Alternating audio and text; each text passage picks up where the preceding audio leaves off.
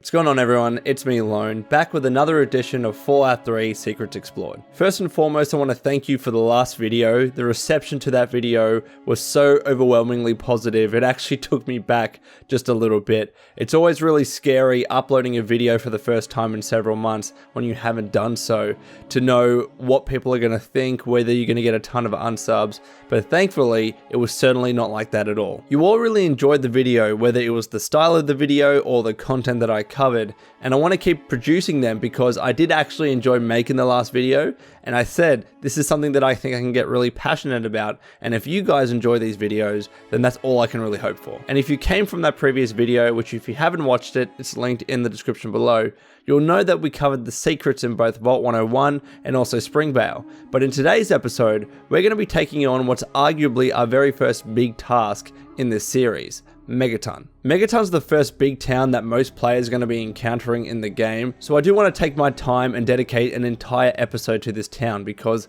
there are a bunch of secrets and different lore pieces here and there that I think you'll enjoy. So with all that out of the way, let's get right into it. This is Fallout 3 Secrets Explored, Megaton.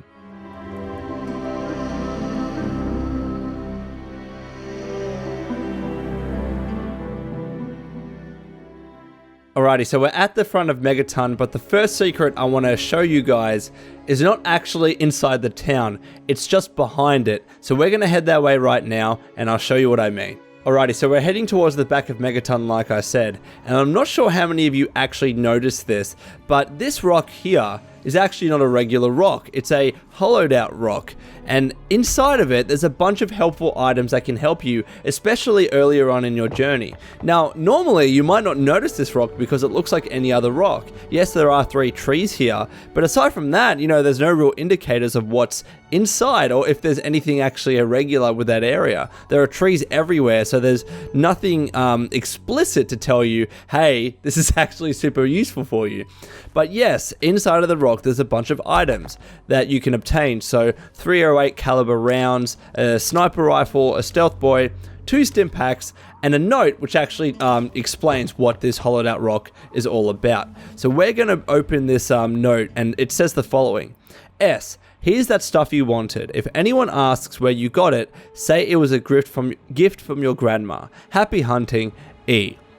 Now I can't recall if we ever find out who S or E was, to be honest, but there you go. There's a bunch of helpful items to help you earlier on in the game. If you're doing a fresh playthrough of Fallout 3 at any stage, this will really come in handy. Alrighty, so we've entered Megaton for the first time, we've spoken to Lucas Sims, we also pickpocketed him, so I got his house key, and the reason why I did that is because the very first place I want to explore in this town is Lucas Sims' house, because there is one important thing inside, so let's take a look. So we're in Lucas Sims' house right now at the top of the stairs, and when we open this door here, on the table we can find a bobblehead. This is actually the bobblehead for strength, but I don't want to pick it up right now because there is a perk that I'm going to be getting later on in the game called Almost Perfect, and what that does, it actually takes all of your special stats, your strength, perception, etc. It takes them all to 9, and then when you get the bobblehead for strength and other bobbleheads,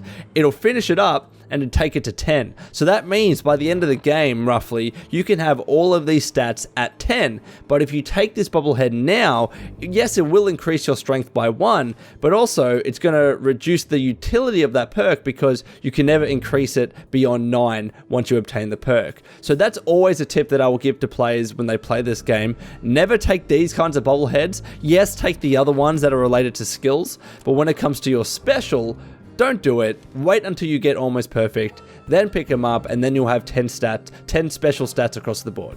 So another neat thing about Lucas Sims' house is that up the stairs again on the 2nd floor, there's a hatch here that you can get to the roof of the house itself and have a really nice view of Megaton. I never noticed this on my first playthrough of Fallout 3, but in my second and consecutive ones, I did notice it. So you can get here and up the stairs here to get a nice little bird's eye view of Megaton. I think this is really nice. I couldn't tell you, really. I'd talk to Manya if you care that much. She's lived in Megaton longer than anyone. So we're talking to Nathan right now, this guy that absolutely loves the Enclave. Bloody heretic. But The reason why I want to mention this conversation is because this is the first time in the game, at least for me anyway, in this playthrough, that Manya is mentioned as a character. Manya is very important. Nathan does say that she's lived in Megaton longer than anyone, and that's really important because one of her ancestors was actually one of the original founders of Megaton, or at least one of the original settlers that settled in Megaton after they were kind of rejected from Vault 101 and also were covering in the dust storms that were occurring and finding protection in the wreckage of the plane that crashed in here, hence the atomic bomb. If you know the story, you can find it in a wiki somewhere. But yes, you know, he mentions Manya, so it's very important for us to talk to her to get even more of a background into Megaton and its history. So we're outside of the brass lantern here, and something that I've never really researched before is all of the Chinese writing located on these signs on the side of the building, and of course the neon signs, right? So you've got the brass lantern mentioned here, but there's a bunch of Chinese symbols here, and also this neon sign partially here, and then of course at the front of the brass lantern, there's this sign here. Now this one reads, apparently according to the internet, Ming Fast Food. But I'm not sure what these symbols actually represent. So if you understand Chinese writing, maybe let me know in the comments below. But I couldn't find anything on the internet, and I'm not going to try and claim that I understand Chinese writing at all, because I don't. But I find that very interesting. You know, why is this building here with a bunch of Chinese writing and also Chinese neon signs? I find it really peculiar. So we're now inside of the brass lantern, and the first person we can talk to is Leo Stahl. Hey there, now when you buddy. talk to Good him, see you. something doesn't seem right about this guy, especially when you ask him the following question: what's the word around town? Let's listen as to what he has to say. Hey, I'm not much of a mudslinger. I don't like to spread stuff around, you know what I mean? Everybody has their secrets. Let's keep them that way. It just seems like he has something to hide, right? And as it turns out, he probably does. So we're gonna exit this conversation and head to the back here. There is a terminal you can actually hack, and when you do, I'm gonna sit down. I didn't intend to do that. You can see a bunch of notes from Mr. Stahl, or Andy Stahl, the owner of the Brass Lantern, and he actually has some notes on Leo. He says the following, that he thinks Leo is stealing from them, and also later on he says that Doc Church actually might know something. So when we talk to Doc Church later, we'll see if he does have anything to say. But mentioning the cash notes here, he says that Leo's come up short again. There's 124 caps this time, needs to keep an eye on him. He's either careless or a thief. It's probably a thief. Inventory notes coming up short again on a few things again. So clearly there's something off about Leo, and you'll only find out about that here if you hack this terminal. And then the last thing as well, you can unlock the first floor safe here. Get out of the chair, and it's actually a nice little payday here. There's about 300 caps in this floor safe, so that's nice to take, especially this early on in the game. So now we're inside of the Megaton clinic talking to Doc Church. And it's kind of serendipitous that we found that terminal which mentioned Doc Church knows something about Leo Stahl, because we've got an option here that says, so you've got someone in town with a drug habit. So selecting this, we get this. I'm afraid that goes against patient-doctor confidentiality. Now, if I say medicine, you can trust me, I'm a doctor myself. All right. I suppose someone with medical training has to have at least a bit of compassion. And maybe you can talk some sense into the boy. Leo Stahl. Look at that. That boy got himself a problem with Jet. I've caught him in here 2 to 3 times trying to steal what I keep around for anesthetic. Not even his own family knows it. He goes up to the water treatment plant at night to get high. I don't know. I can't reach him. Maybe you can. So Leo Stahl is stealing from the Brass Lantern, his own family's establishment, to fund his jet addiction. It goes to show that if you're patient in this game, you read the right things, you ask the right questions, you can find out some pretty interesting lore about the characters in it.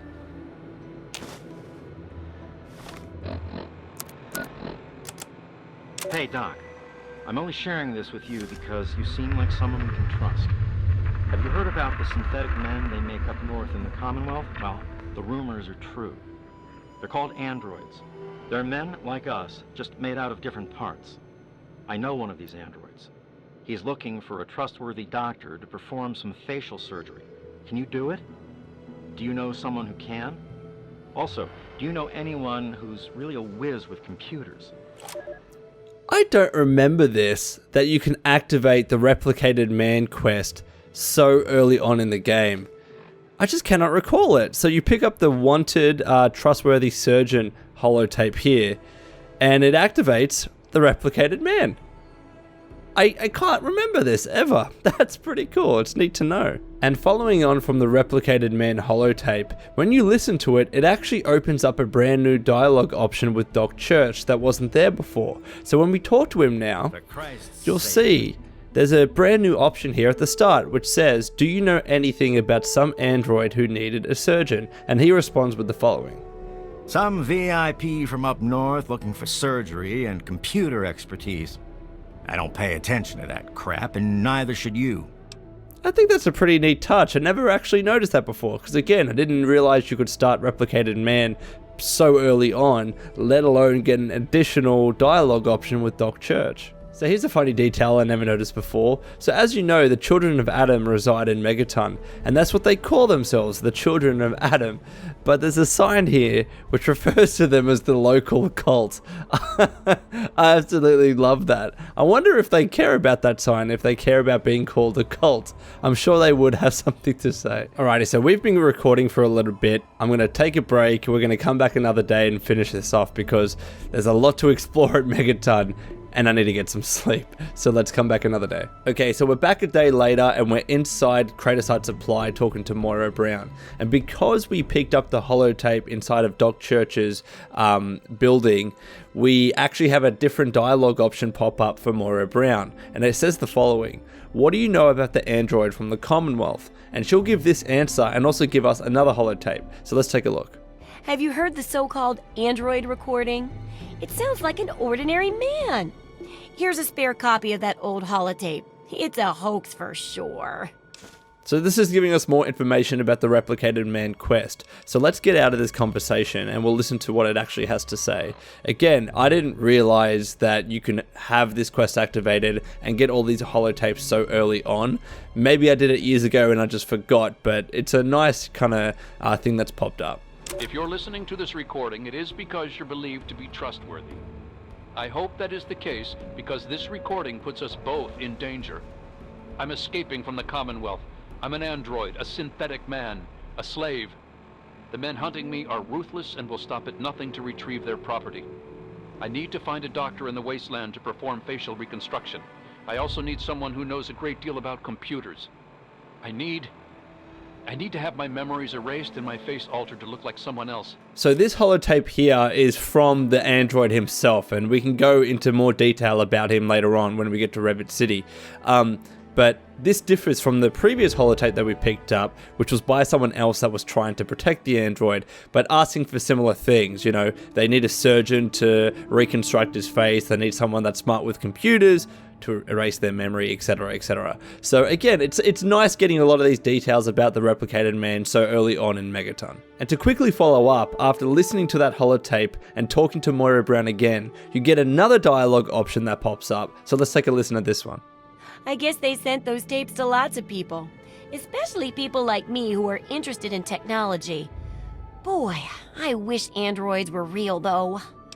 You know, it's interesting that Moira Brown received one of these tapes. Like, she's considered trustworthy or is a whiz with technology. I didn't really know that Moira Brown had that capability, but there you go. More kind of ins and outs to this Replicated Man story really early on. And just while we're inside of here, I want to have a look at Moira Brown's terminal. Now, obviously, that merchant and Moira Brown as well are looking at you all the time. So it's very hard to hack this terminal unless you come in at a time where they're both not looking at you. But we've just done it in front of them just to see what's there. And there isn't much. So if you go to store inventory, it says the data is corrupted. If you try and track her current experiments, there's one. Do Brahmin heads learn independently? More study is needed. Can explosives be used to expand the town? Who knows? Lucas Sims requests that all testing cease. And the last one here, the progress of the survival guide editing is still in progress. So that's just to show you what's in this terminal very early on. And let's see if they attack me. Oh yeah, here we go. Here we go. Well, he's taking his time. There it is. I want to reload my save. And now we're inside of the women's restroom in Megaton. And one interesting thing that I found is that inside of this bathtub here, there is a packet of Salisbury steak and a knife and a fork. I guess someone decided to eat, or at least plan to eat, inside of this bathtub because that's clearly a sealed box. So I'm reloading a save right now because I'm inside of the common house in Megaton, and I'm pretty sure I heard this settler sleep talking. I never knew they did that, so I'm gonna wait here and hopefully she sleep talks again.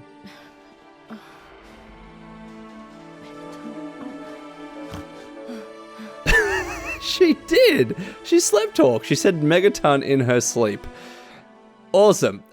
So something that I forgot to do, but I'm doing it now, is that I want to talk to Leo Stahl again after having the conversation with Doc Church about how Leo has a chem problem. So before he walks away and leaves, let's look at this new dialogue option that has popped up. Damn it. Who told you? I mean, I have no idea what you're talking about. So we can say that I want to help. Help? What's to help? So I'm a junkie. Big fucking deal. It's not like I'm hurting anyone.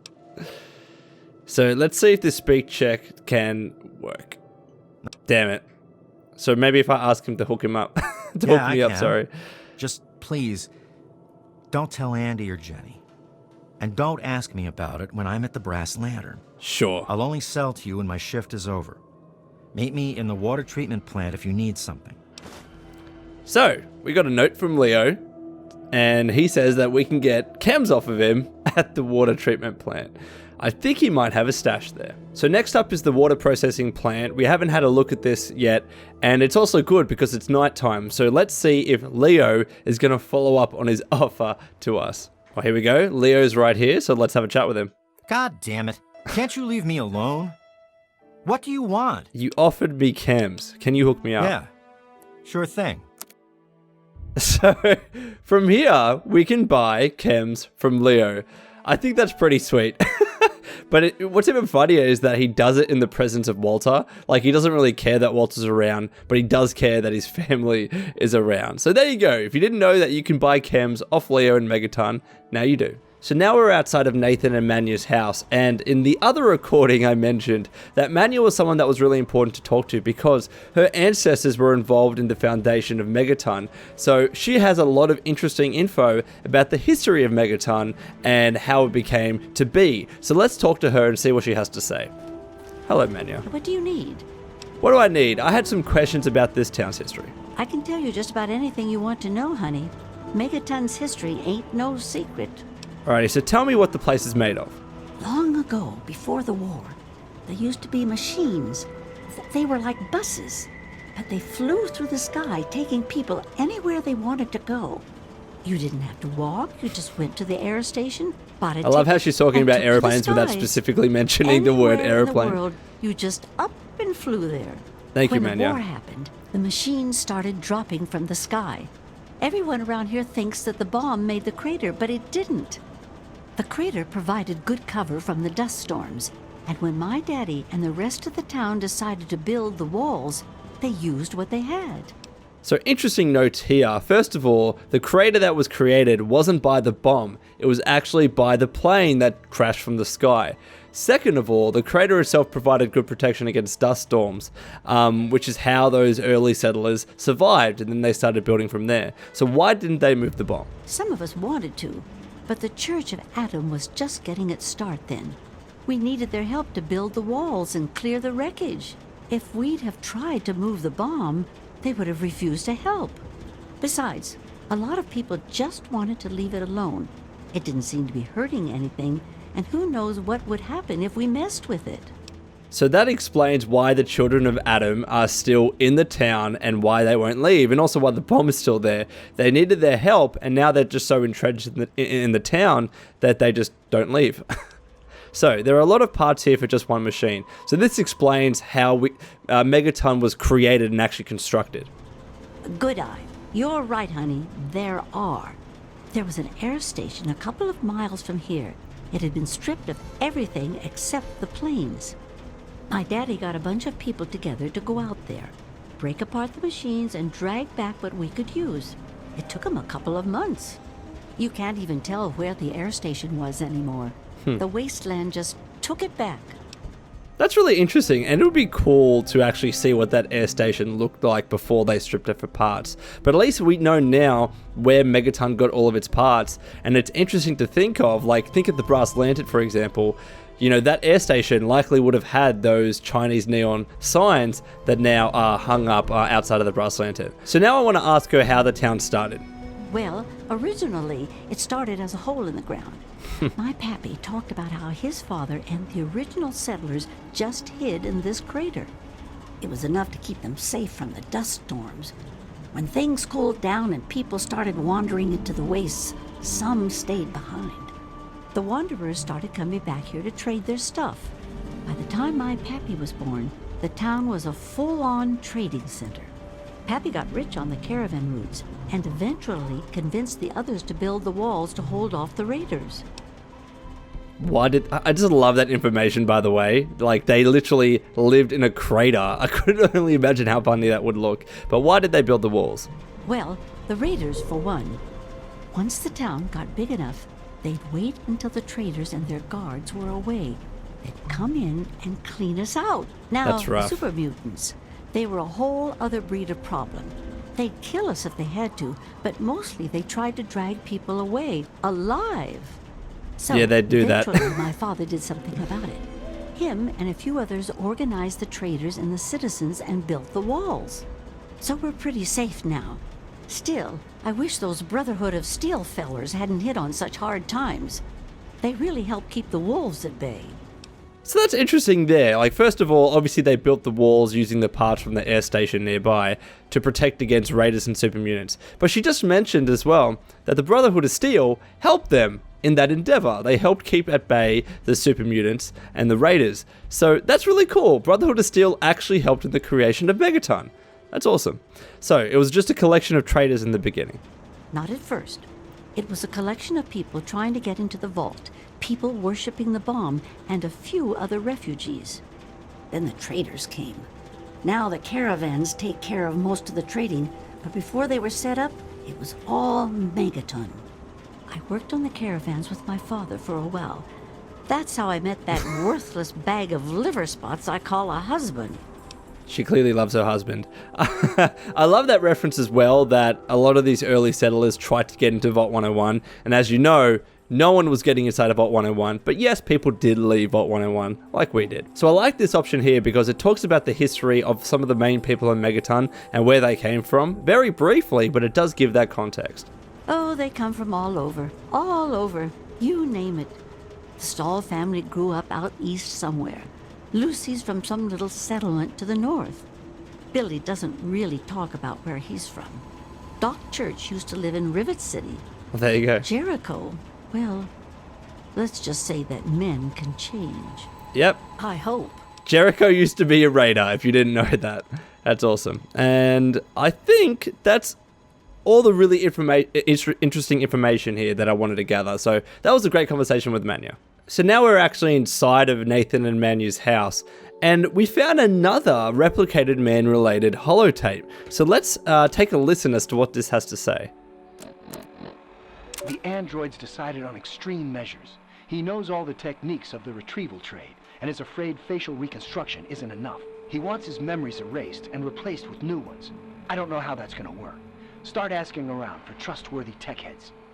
We need to find something called a circuit neuralizer, and a person who knows how to use one. Also, we have a lipoplasticator and microdermal graftalizer. Now we need to find a doctor able and willing to perform the facial reconstruction. We need to hurry. They've come very close to discovering the railroad. So what is interesting to me about this is why this holotape is inside of Nathan and Manya's house. Like, would they be considered trustworthy, especially because Nathan is a clear supporter of the Enclave? I just find that very interesting, but there you go, another holotape related to the replicated man quest. So now we are at one of the most important locations in Megaton, that being the Armory, and you're able to get easy access to this if you do manage to pickpocket Lucas Sims like I did and get his key. You don't have to have a super high lockpick skill to be able to do so. But the problem is that one, you need to sneak into it hidden so no one else in the town attacks you, and 2, you need to be able to defeat the robot that's protecting it. So let's take a look and see who's there. Oh god, please be hidden. There we go. All right. Oh, hello, Deputy Steel. So the best way that I've found to defeat him is using a Chinese officer sword and just dodging. Now remember, I'm level 2, so I really don't want to get hit by that flamethrower. And he is going down he's going down relatively fast. I think I have the game set on easy too to make this much more enjoyable. Yeah, I'm not ashamed about that. So Deputy Steel is dead. Now, I want to show you around this armory because it's a really useful resource, especially so early on in the game, like I've mentioned several times before. But you've got some 10mm pistols, Chinese assault rifles, combat shotguns, hunting rifles. You've got some ammunition here. This safe is locked, but there's just, a bunch of other items in there, like, ammo. I think there's money in there as well.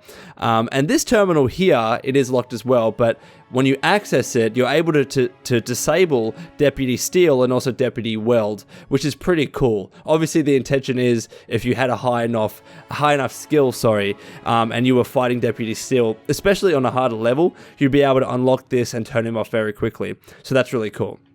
But looking around, there's not much else to find here. We got another hunting rifle, a nice couch if you want to sit down. And inside this cabinet, we got more ammo, a hunting rifle. It's funny, the last time I looked at this in a different save, there was actually a submachine gun in here. So that's pretty cool.